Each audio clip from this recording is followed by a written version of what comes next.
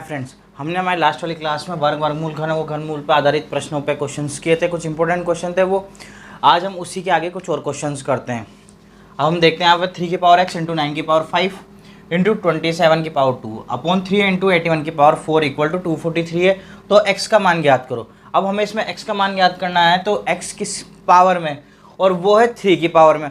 यानी कि हमें ये देखने पे पता लगता है कि 3 की पावर में x है, तो यानी कि जो बाकी जो हमारी टर्म दी हुई है, बाकी जो नंबर्स दिए हुए हैं, हमें उन्हें भी 3 के पावर में कन्वर्ट करना है। तो हम आगे इस क्वेश्चन को सोल्व करते हैं। तो हम देखते हैं 3 की power x as it is लिखेंगे, इनटू 9 को लिखते हैं हम 3 की पावर 2, और इसके बाहर भी पावर एक लगी हुई है हमारे पास 5, तो इसका मतलब 3 की पावर 10। तो आ जाएगा हमारे पास 3 की पावर 10 इंटू 27 है, तो 3 की पावर 3 होता है 27, 3 की पावर 3 33993। तो ये होगा हमारे पास 3 की पावर 6, क्योंकि बाहर 2 है तो 3, तो ये होता है 3 इंटू 2, तो 6 हो जाएगा। 3 की पावर 6 हो गया ये हमारा। अपोन में हम लिखते हैं 3 एज इट इज है। अब 81 लिखा हुआ है।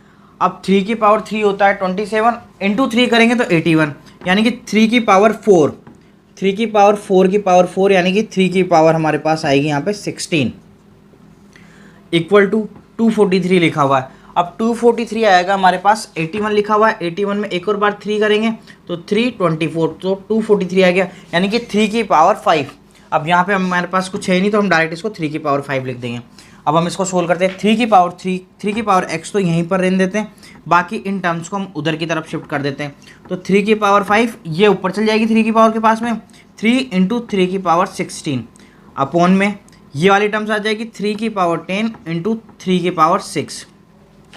अब हमें पता है अगर कुछ संख्या हमारी इनटू में है तो ये हमारी इस तरीके से है, 3 की पावर m इंटू 3 की पावर n।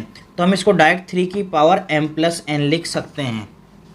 ये हमारे पास फॉर्मूला होता है, तो हम डायरेक्ट m प्लस n, तो यानी कि 10 इंटू 3 की पावर 10 इंटू 3 की पावर 6 है, तो दोनों जुड़ जाएगी।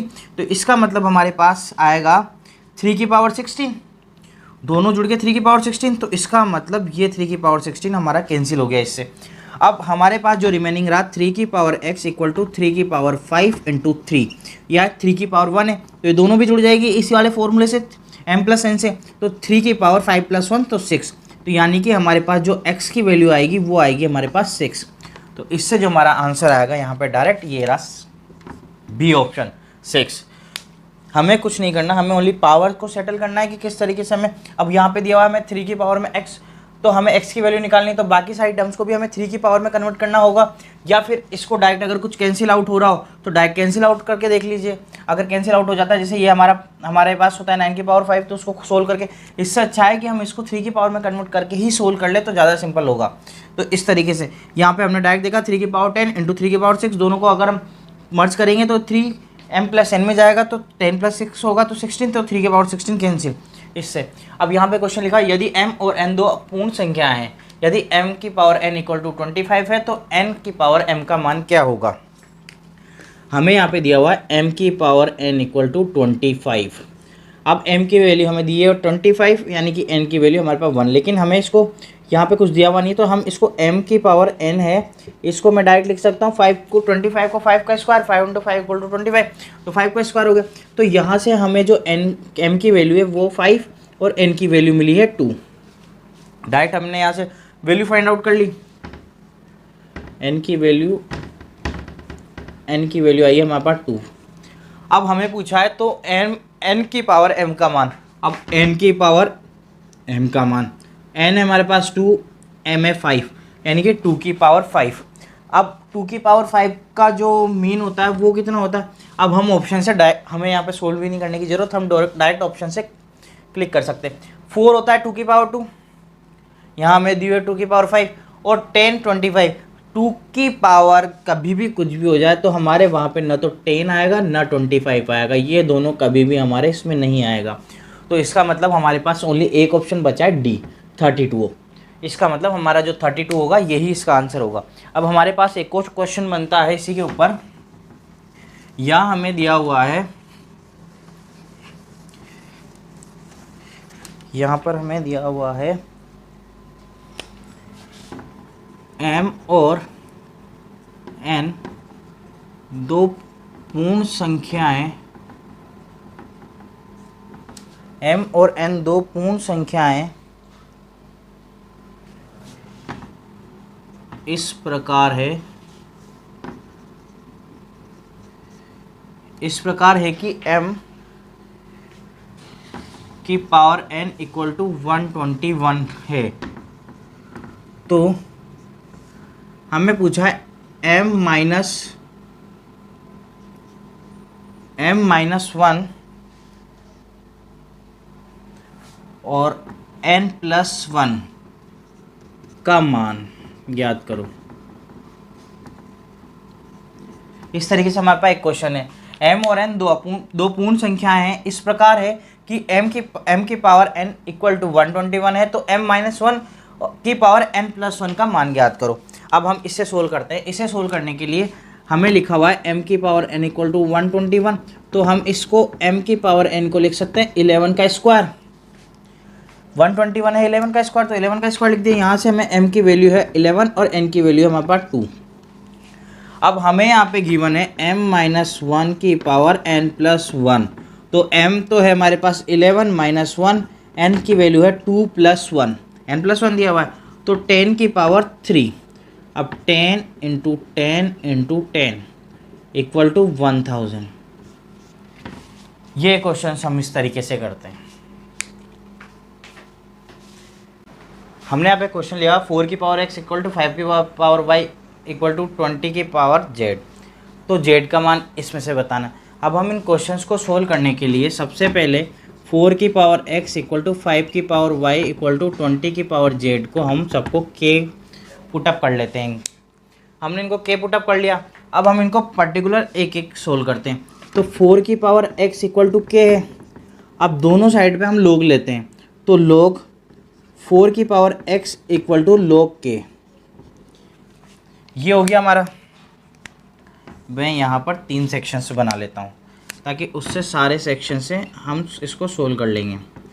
पावर k और एक सेक्शन और हो जाता है। ये सेक्शन होता है हमारे पास 20 की power z equal to k। दोनों साइड पे log ले लिया। अब ये जो log लिया है हम इसको इस तरीके से लिख सकते हैं x log 4 equal to log k। हम इसको इस तरीके से लिख सकते हैं क्योंकि x जो पावर में है वो आगे आ जाती है। अब इसको सोल्व करके log 4 equal to log k, आगे आ गया हमारे पास 1/x log k। अब नेक्स्ट सेम दोनों साइड पे log लेंगे, तो log 5 की power y equal to log k, ये लिख दिया हमने। अब y जो है हमारा आगे आ जाएगा y log 5 equal to log k। अब हम इसको आगे सोल्व करते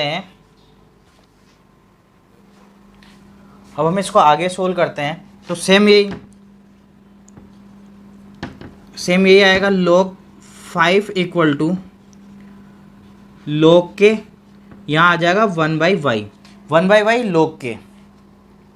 इधर की तरफ चलते हैं। अब हम इसको log 20 की power z equal to log k, ये हो जाता है हमारे पास log k, ये हो गया। अब 20 z हमारे पास आगे आ जाएगा z log 20 equal to log k। अब log 20 equal to 1/z log k, ये हो गया हमारे पास। अब हम 20 को लिख सकते हैं log 5 into 4 equal to 1/z log k। ये हमने इसको यहाँ तक कर लिया सोल्व। अब हमारे पास इस वाली ये जो वैल्यू आई है इसको log 5 plus log 4 equal to 1/z log k, ये वाली जो हमारी इक्वेशन बनी है फाइनली, ये वाली जो इक्वेशन आई है हमारे पास, अब हम इस इक्वेशन से इस क्वेश्चन को सोल्व करेंगे। अब हम इस क्वेश्चन को यहाँ से मैं थोड़ा साफ कर देता हूँ। यहाँ पे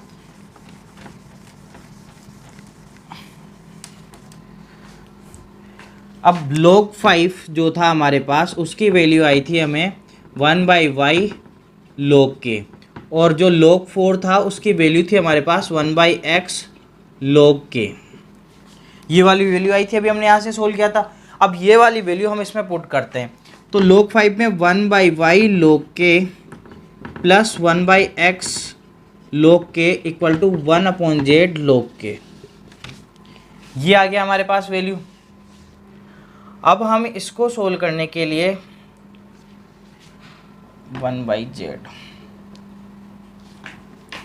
अब हम इस वाले इक्वेशन को सोल्व करते हैं। तो हम यहाँ पे देखते हैं कि हमने log k पुटअप किया था। अब log k की हम वैल्यू डायरेक्ट 1 लिखते हैं, तो 1 लिखने से हमारे पास 1/y plus 1/x equal to 1/z रह जाती है।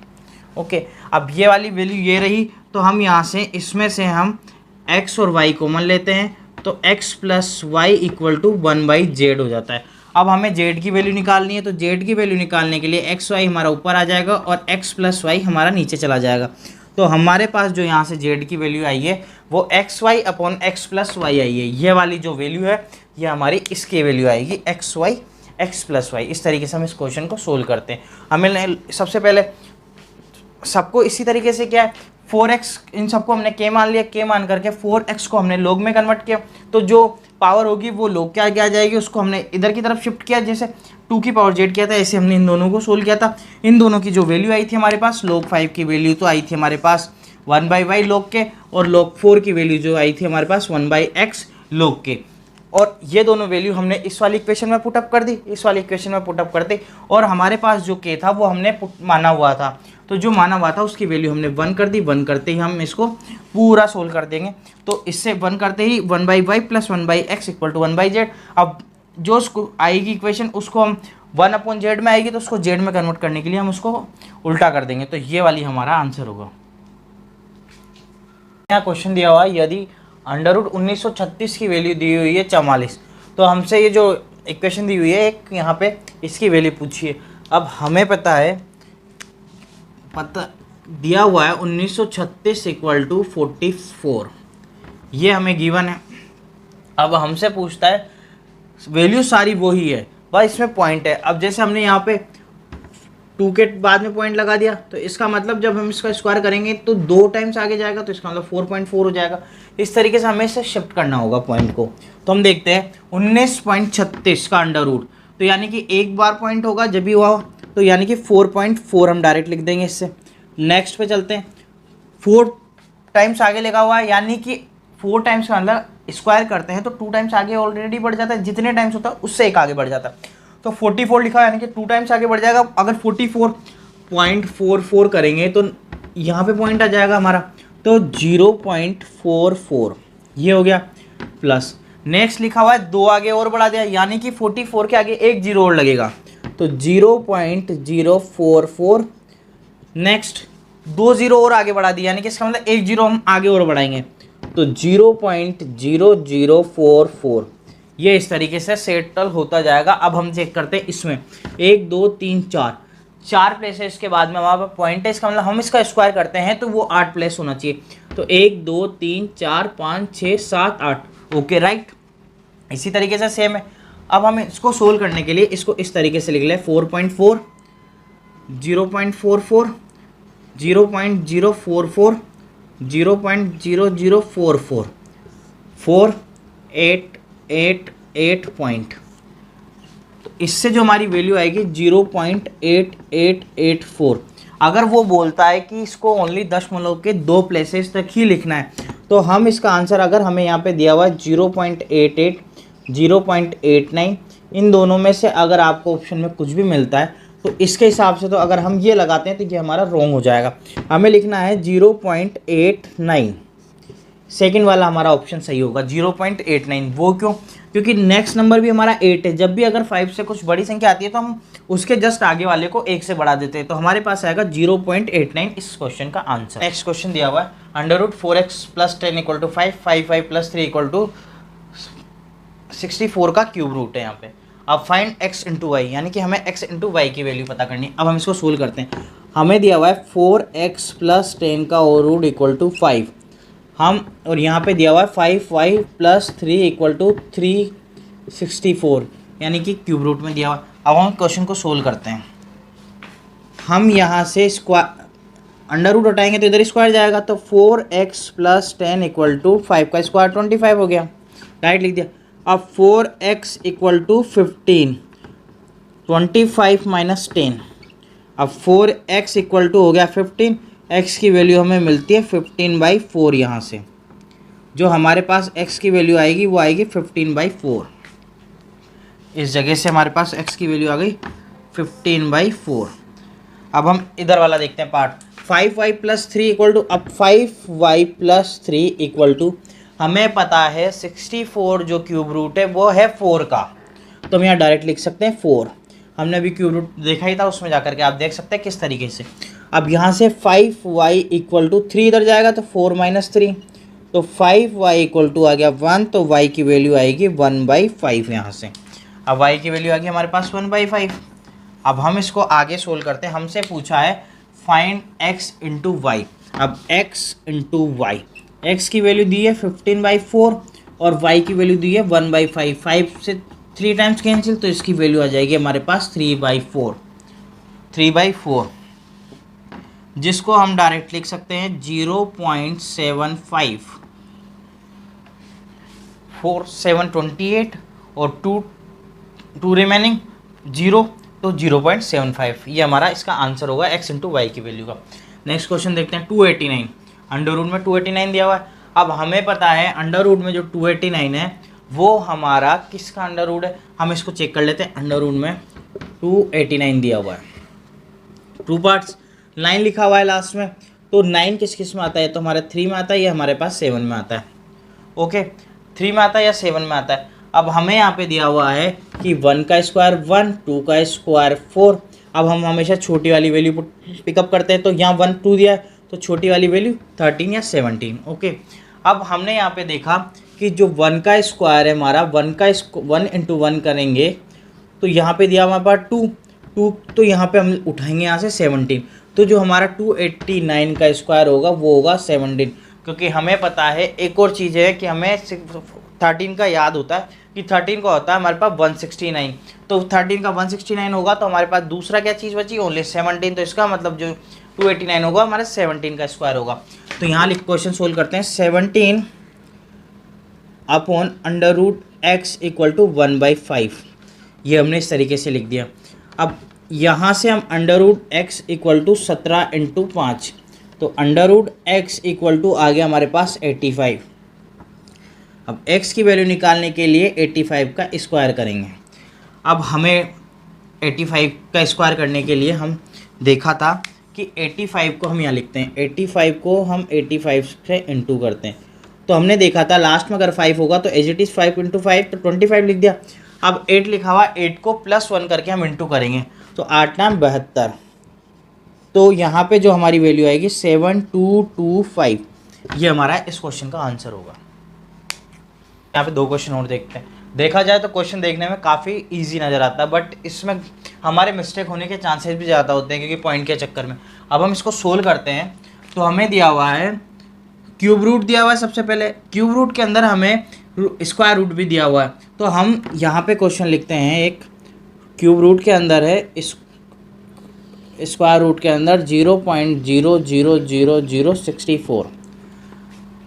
अब हमें पता है कि स्क्वायर रूट के अंदर है 64, तो यानी कि ये हमारा 8 का होता है, तो हम इसको डायरेक्ट सोल्व करके लिख सकते हैं यहाँ पे 8। अब हमने डायरेक्ट 8 तो लिख दिया, बट हमें यहाँ पे अभी पॉइंट भी लगाना है कि पॉइंट कौन सी जगह पे आएगा। अब हम यहाँ प्लेसेस काउंट करते हैं, 1 2 3 4 5 6 प्लेसेस है। इसका मतलब इसके आगे हमारे पास 2 प्लेसेस और होंगे जब पॉइंट लगेगा, क्योंकि 3 प्लेसेस जब होंगे हमारे पास, जब भी यहाँ पे हमारे 6 प्लेसेस आएंगे। ओके, अब हमने ये कर लिया सोल्व। अब हमें यहाँ पे मिल गया इसका क्यूब रूट। अब क्यूब रूट मिला है तो हम इस क्यूब रूट को भी सोल्व करते हैं। क्यूब रूट को हम सोल्व करने के लिए हमें पता है 8 2 का क्यूब रूट क्यूब होता है, 8 जो होता है 2 का क्यूब होता है, तो हमने यहाँ पे डायरेक्ट तो लिख दिया 2 लिख दिया। अब हम इसको देखेंगे कि ये हमारे जो पॉइंट है वो किस जगह पर लगेगा। अब हमें पता है कि 3 होगा, तो यानी कि क्यूब रूट निकालना है तो 3 प्लेसेस पे होगा, तो इसका मतलब हमारे पास जब यहाँ पे सिंगल प्लेस पे आएगा पॉइंट, तभी हम यहाँ पे 3 प्लेसेस पे, वो इस तरीके से हमने 0.2 को सबसे पहले 0.2 से इंटू किया, तो हमारे पास आया 0.04, क्योंकि 4 और 2 प्लेसेस में। वापस हमने इसको 0.2 से इंटू किया, तो 8 तो आ गया, तो 1 2 3 1 2, तो 3 प्लेसेस पे। तो इस तरीके से हमारा इसका आंसर आएगा 0.2। तो ये बी वाला ऑप्शन हमारा बिल्कुल करेक्ट होगा। अब हम नेक्स्ट क्वेश्चन देखते हैं। अंडर रूट 32.4 बटा एक्स बराबर 0.18। फाइंड द एक्स की वैल्यू। अब हमें यहाँ से इसका हम अंडर रूट हटाते हैं। अंडर रूट जब हम हटाते हैं तो 32.4 बटा एक्स इक्वल टू 0.18 का स्क्वायर, 0.18 का स्क्वायर होता है।